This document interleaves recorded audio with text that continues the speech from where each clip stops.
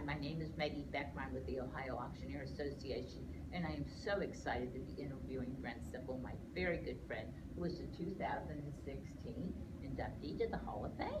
Thank you, Maggie. So I want him to share some of his highlights of his career. There have been so many. I started out working auctions with my father, and he started the business. I'm second generation. During that time, we sold the assets of the infamous John Coyne, who was to Claremont County what Adolf Hitler was to Germany, and we sold his Sherman tank that went down to Nicholasville, Kentucky. We sold his Beaver airplane that went up into Canada. Then we also conducted the auction for Laurel Court, which to date is still the highest residential property ever sold in the city of Cincinnati at $2.145 million. We were involved in the RMG auction, which were also the Ameristops here in Cincinnati, coming out of a receivership. They had hoped for $36 million. We ended up getting them $58 million. There's just been so many highlights. And those are, you know, certainly they sound big because the numbers are big, but some of the other very memorable auctions involve little auctions the same as everybody does. How many years have you been in the business? Well, that depends on what you consider being in the business. I started in the business when I was 10 years old, so that was 1960. At that time, I was running clerk sheets and progressed from there to working the ring, progressed from there to going out and picking up the merchandise on the truck. I did cashing, so I learned the business from the ground up. In 1973 is when I got my auctioneer's license and became full-time in the auction business. So I guess it depends on what number you want to look at. Did you have something you did prior to auctioning, before you became an auctioneer? I mean, were you in another vocation? Yes, I was a bum. Okay. I mean that literally. When I came out of college in 1972, we were going through the oil embargo. We did not have any jobs available out there. And so I was bouncing around between part-time bartender. I sold insurance. I sold encyclopedias. I did a little bit of everything, just trying to make some money to pay the rent when I lived in a house with 6 other guys. And finally my dad said, "Son, why don't you come into the auction business?" My dad at that time was doing mostly estate auctions, and I did not have a desire to be selling precious metals. And so I said, well, and to this day, if he were still alive, God rest his soul, he would tell you that I really cut him deep when I said, well, Dad, I guess it beats a poke in the eye with a sharp stick. So I went to work for him, and that's how it all began. What are your views now of the auction business? Greatest business in the world. You love it. I do. Tired, but I do love it. Your dad loved it. That was one of the things he always said, wasn't it? So he gave that to you. Yep. How do you feel that the auction business has changed over the years, Brent? Not necessarily for the better, Maggie. And what I mean by that is, it's not the auction business itself, but the Ohio Department of Ag, which, as you well know, oversees our licenses, has chosen to overlook the fact that there are people out there in the business of selling assets and calling them auctions that are not licensed. So in that respect, I think it's taken a few steps back. I think we should all be licensed, whether you're doing online auctions, whether you're doing live auctions. If you're going to call it an auction, there should be a license involved so that there is oversight for the consumer. There is nothing to stop the companies that are not licensed from having that $1 million auction, taking the money and skipping town. There's no consumer protection. I know your dad, of course, was an auctioneer and doing well. Were there other people, you're an only child too, aren't you? That's correct. Yeah, so what kind of a staff did you have, or other people involved with your business?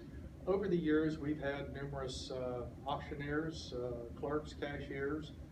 At one point in time, back in the late 80s through the mid 90s, we had 2 setup crews going out. We were traveling in 13 states, and we had a crew that would go north and a crew that would go south. We were running 3 auctions a week within that 13-state radius, and we had, then after we had the setup crews, we had 2 sets of clerks and cashiers, one going north, one going south, and we'd meet back up at the end of the week. And that's kind of the way my whole early part of my career went. I'd get up on a Monday morning, I'd leave, I'd get back on a Friday afternoon, and then I'd have the honeydew days of Saturday and Sunday, and then Monday I'd take off again. How do you market your auctions today? Has it changed, your marketing? Somewhat. I know that there are auction companies out there that strictly market on the internet. We market quite heavily on the internet, but we haven't lost sight of the print media. And when we poll a group of attendees to the auction, it is still overwhelmingly print media driven. That is how we get, between that and direct mail, which I still consider part of print media, how we get the bulk of our buyers. I know you've won a lot of awards in the advertising, and always well done. Your Did you do that yourself? No, I know this. Did you do that all yourself? Well, the basic layout, yeah, and then we'd, and still do, send it to a graphic arts designer that would lay out the brochure using our copy, and then take it to a printer and get it printed. But do I do it myself? No. Does my staff do it? No. Very impressive, though.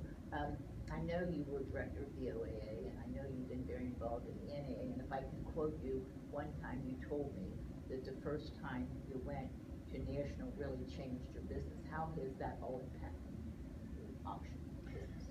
Maggie, it is amazing what OAA and NAA together have done.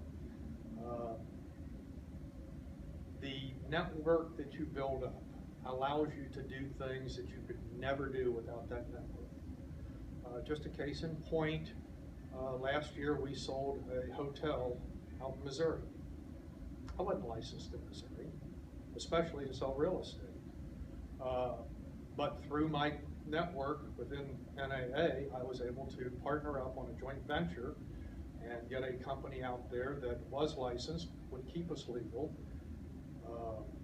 We flew out and had a very successful auction. Without the NAA, I couldn't have done that. Same thing is true in other states, and certainly OAA is a major part of what happens to us, because we travel all over the state of Ohio, and not transporting our people all the time allows us joint venture with a company in Ohio and conduct an auction out of our area. What is your demographics? Are you everywhere? I mean, are you pretty much sell everywhere? Auction everywhere? We promote ourselves as being able to sell in the continental United States. Wow. We have sold in Hawaii, but we actually promote ourselves as being able to sell anywhere in the continental United States. And that all comes through the networking abilities of the NAA.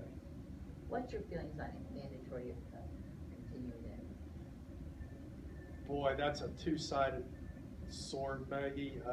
I used to be a very staunch proponent of mandatory continuing ed, being licensed in so many states over the years. If they would do it properly, at least in my opinion, I wouldn't have a problem with it, and I would encourage it. They don't try and do it properly, Some states require that you take your continuing ed within their state. That hurts the reciprocity or the out-of-state auctioneer that can't afford to take the time to go there. So over the years, I've changed my opinion, and I've gone from being a very staunch proponent of mandatory continuing ed and state licensing to now looking back and saying, gee, I wish there was no continuing ed and no state licensing. We auctioneers are called only bid callers. Can you comment on that? We're not bid callers. We use bid calling to reach the end, but we are marketers, we are business people, we are so much more. Without the marketing, we'd never have the buyers there. Without the business background, we wouldn't have the sellers. And we use the bid calling strictly as a means to sell. With your dad and you both being in the business, do you have anything real unusual or story to share? I mean, I know Laurel was quite a wonderful thing. It was. Do you have any fun stories to share? Not any that I would like to share at this time. Okay. I have a lot of fun stories to share, but not for the audience. What advice would you give the new auctioneers today? Two things. First, don't be offended if somebody that you know gives their auction to another auctioneer. Just figure that there was something that you didn't do properly. Don't look at the auctioneers within your market area as competitors. Just look at them as friends in the business. You never know when you're going to need that friend. Back in 1968, my dad was in a fire. It was third-degree burns over a lot of his body. Without our friends in the business, we'd have been out of business.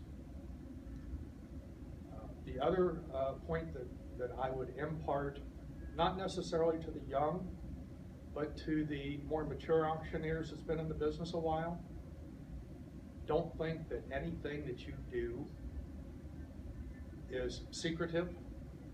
There are no secrets in this business. That's good advice. Is there anything else you'd like to add? Just that you've been a good friend for a lot of years. You've been a very special company in my life, so I appreciate it. So, my name is Maggie Beckmeyer. This is Brent Semple, who is the 2016 Hall of Famer, and I'm really proud to be able to do this. Thank you. Thank you, Maggie. Give me a hug.